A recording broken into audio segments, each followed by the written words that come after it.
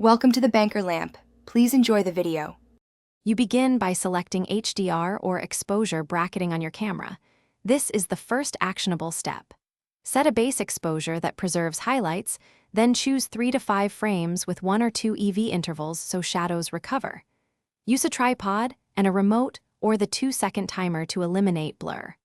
Once done, lock focus and white balance manually so each frame matches. This ensures cleaner merging later and reduces ghosting from mismatched color or focus shifts. Now you collect the higher quality data.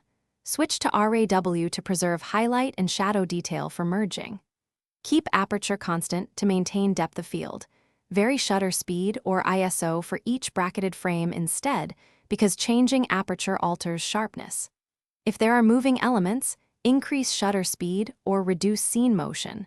Otherwise, plan for a single masked exposure later. Make sure to inspect histograms after a sequence, so you know highlights or shadows clipped, and reshoot with wider brackets if needed.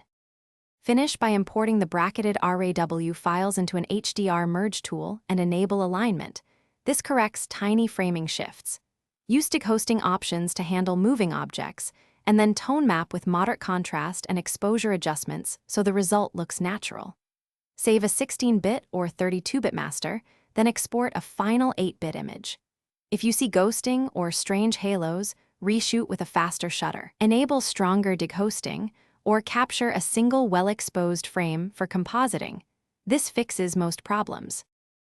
Thanks for watching. If this was helpful, leave a like and consider subscribing. See you next time.